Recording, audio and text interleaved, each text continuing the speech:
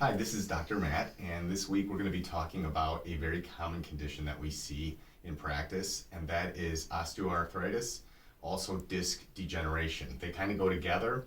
Like I said, when we look at films, we generally see these things together.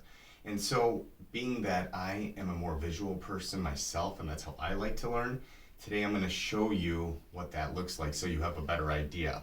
I know these are terms that you've probably heard of a million times, but what does that actually look like and what can we do about it? So we have this spine model over here, and this is a really effective model to show what actually happens when there is osteoarthritis or disc degeneration.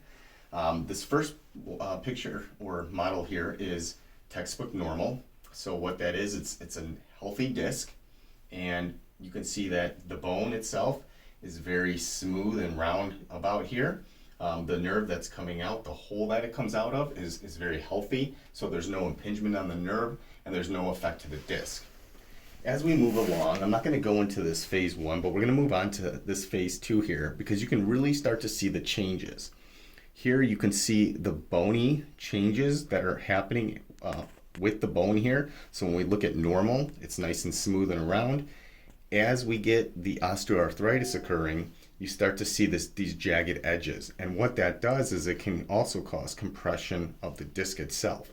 So this disc here versus this disc here, you can see there's a huge difference. So this is what disc degeneration and osteoarthritis looks like. As we move forward, it just can get worse and worse to eventually you have bone on bone and you're losing full disc protection. The biggest reason why this happens starts with loss of joint movement. And that's where we come in as chiropractors. So when you get that adjustment, we're actually creating movement of the joint. We're creating space, we're opening things up. As that joint moves properly, so does the disc space stay where it's supposed to be. And that's because fluid and protein is pumped into that disc.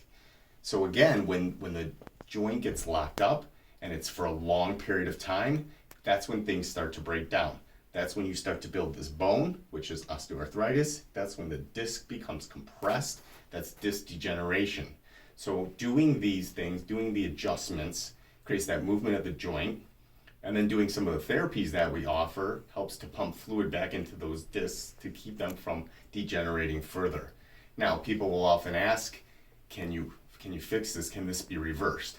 Generally, osteoarthritis, once it's there, it's going to be there, but we can still reduce symptoms in the body, and there is a chance to actually improve some spacing in that disc with restoring movement and motion. So next week, we'll be talking about a new topic. Everyone have a great day.